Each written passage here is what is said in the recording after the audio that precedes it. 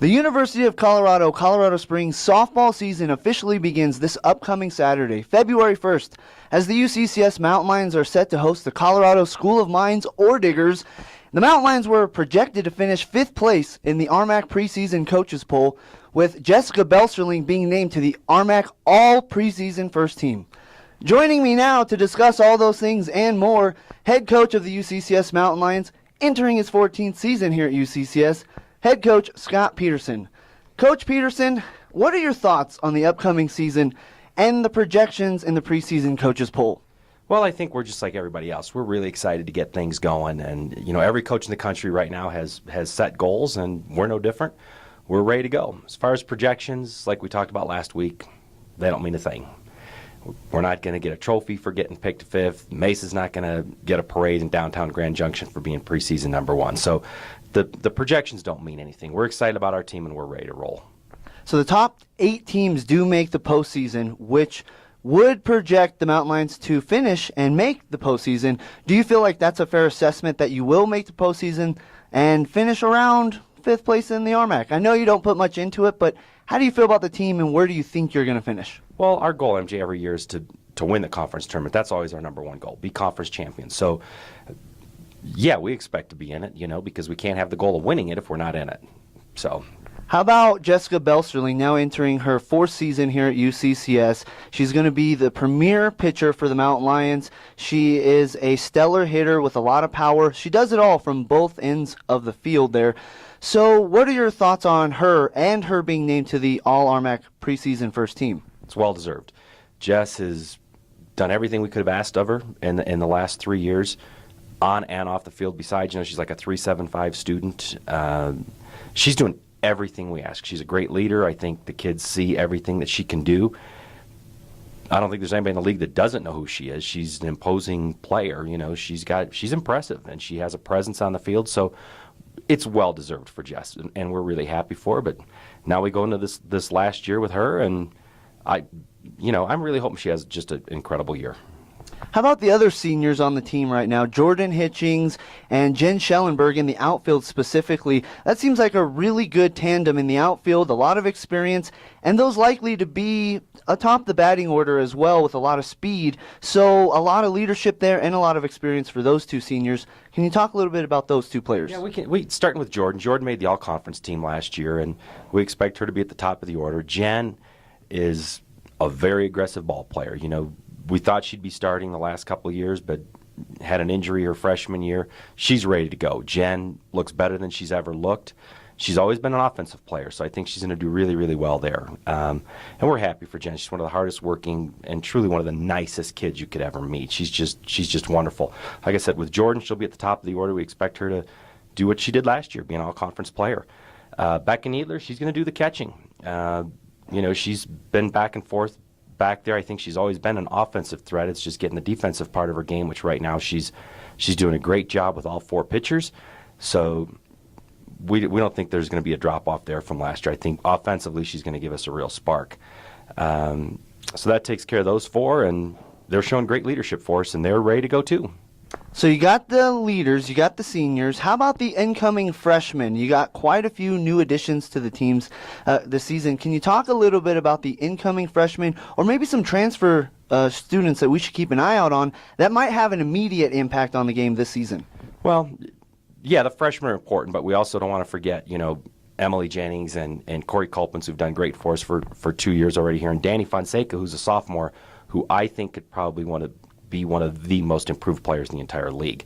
That kid's going to be something special. So you can't overlook those 3. Then the freshmen, I think Stephanie Chitkowski, who's going to pitch, is a 2-time All-State pitcher in Illinois, 2-time state champion. She's going to see a lot of time out there. I think the other ones that are going to do a real good job are Nikki Hoffman, who offensively does well. Defensively, she can play anywhere. She can pitch. Sammy Meyer does a real great job. And those are kids that are going to be in the lineup. Claire Nibby's another kid that she's from Erie, and we've had good luck with Erie kids. Sarah Cleveland was from Erie, and Brittany Carlson was from Erie, so we feel really good about Claire too. Megan Duffy, kid from Southern California, is going to probably come in, spell some kids out in the infield a little bit, working really hard, but it's just a really solid group. The freshmen are going to be important for us, but it's going to be, those seniors, the juniors, and the sophomores that have already been down the road and know what to do. Let's go ahead and talk about those few other players that you mentioned that I hadn't gotten to yet. But Danny Fonseca, let's start with her, likely the starting first baseman. Last season, she had a really good conclusion to the season. She finished really strong, a couple of monster home runs. I think the RMAC started to take notice that she's a power hitter and a very dangerous batter. Can you talk a little bit about her, a little bit more specifically, because you mentioned she could be a surprise this season, not to the Mountain Lions, but to the rest of the conference? Yeah, every day in practice, people stop when she comes up to hit. It's really fun to see. When if you go watch pro baseball players and you watch batting practice, there's certain guys you'll start to really watch.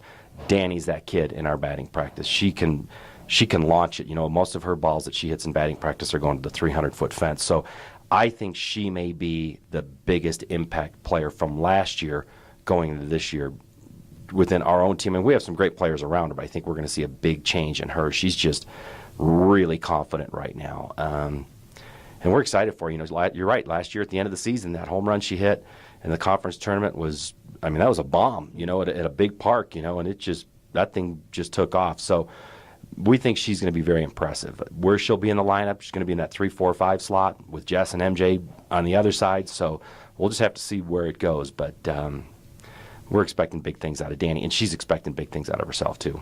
You ever consider entering her into a home run derby locally? She'd win it. If you were to just go throw her BP out at Sky Sox Stadium, she could get the ball out. She hits the ball that far. She's hitting a softball 300 feet off a front toss. So she's impressive. She's got a lot of power. So we need to watch out for Danny Fonseca. I think a lot of people need to watch out for Danny Fonseca. And I think the word's out. I don't think she's a big secret after what she did in the tournament last year.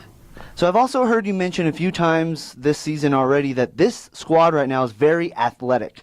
And in my opinion, one of the most well-rounded and athletic players on the entire team has to be MJ. That's me, but Emily Jennings is what I'm talking about. Yeah. She is a great player. She's a solid infielder, and a solid hitter as well. She does a little bit of everything. I've even heard you mention that she could go play in the outfield as well. So she does it all. Can you talk a little bit about MJ, her leadership, and her great athleticism? Well, another great student, too. Let's not forget that. And she's also the #1 cadet in our ROTC program here. So very well-rounded, great kid. She can play anywhere. And, we joked the other day that she could probably go anywhere but pitch, and her joke was, well, you've never seen me pitch. So she can go anywhere, and she may, at some point in this season, play 3 or 4 positions within one game. She's that athletic. And usually in practice, she's going to be the best player at that position. So if we put her at short, she's probably better than the other kids. If she's at third, probably better than the other kids. So we're going to be moving her around for what's going to be best for our team defensively at that time. She grew up playing baseball, so she's a little bit more aggressive than most kids as far as, her at-bats and everything else. So she's a good ball player. And you're right. She is one of the most athletic kids on the team and most versatile. And then the other player that you briefly mentioned earlier, Corey Colpins, who a few seasons ago took on a very big role when Becca Smith went out and couldn't play that season. And that was a big role for her to step into. But at the same time, I'm sure it gave her a lot of experience that will prove to be very important this season, as she's likely going to be the #2 pitcher for the team. Can you talk a little bit about her evolution as a player, the development on the mound, and her ability to really take on that role again this season? Corey's ready to go. Corey's ready to go right now. We saw that last week within a scrimmage within the team. The last 2 scrimmages, she's been really tough. If we were going to play this weekend, she'd get the ball in game 1. She and Jess are right there, but right now we've just, Jess is concentrating a lot on hitting. Corey would get the game and would get the ball in game 1 right now if we were playing. She is ready to go. She's focused. She's one of the hardest throwers that we've got, if not the hardest thrower. Defensively, she's outstanding. She's put in a lot of hard work. Mentally, I've never seen her tougher.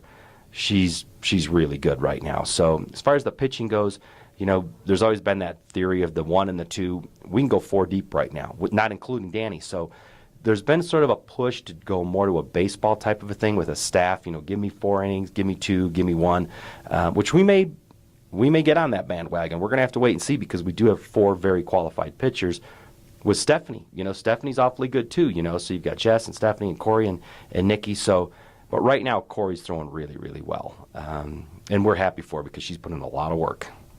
So pitching seems like a strong suit. Fielding, last season the Mountain Lions finished first for fielding percent in the RMAC, and they also finished first in the conference for batting average. So can you talk a little bit now about the offense for the team this season, how comfortable and confident you are with the players hitting behind the plate?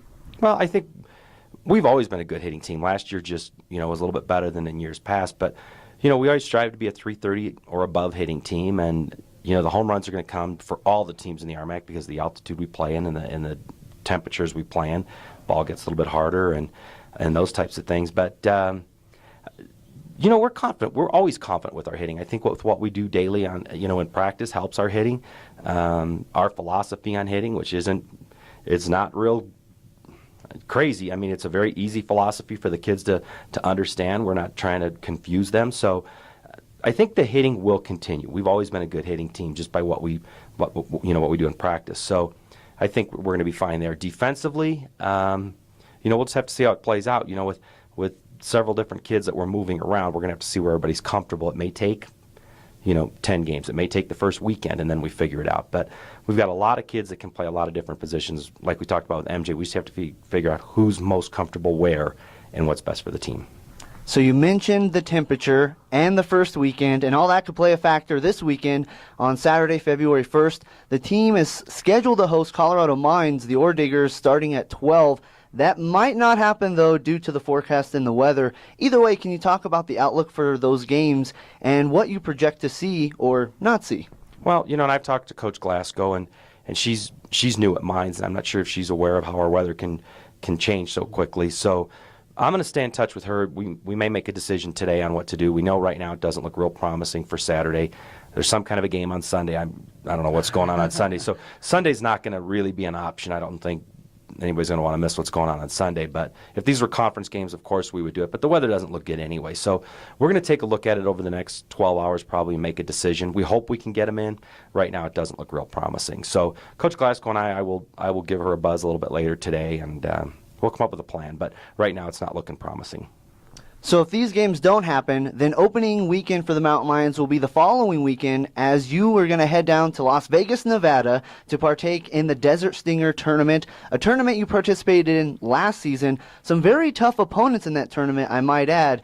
Can I get your thoughts on those 5 games you're going to play in Las Vegas, Nevada next weekend? Well, it's a great tournament, and Coach Allen at Montana State Billings does a wonderful job putting everything together. The entire Montana State crew, just a wonderful job. The facility's great, It can get a little chilly. Everybody thinks it's going to be, Palm Springs out there, and it's not. It can get a little bit chilly, as you know, from last year. So it's great competition. It's a great field, as far as field of teams. I think we have 3 top 25 ranked opponents that we're going to see, which is going to be a great early test for us. Some of those schools, I'm sure, are outside without any problems. We're fighting the weather daily. So it's going to be a good early test just to be able to get outside once again, see where kids are going to fit in. But these aren't exhibition games. These count. We're going for wins just like the schools that we're playing. So we're going to open up with Northwest Nazarene, and they're feeling just like we are right now. I'm sure there's some anxiety, but they're ready to go too. So we'll see how it plays out.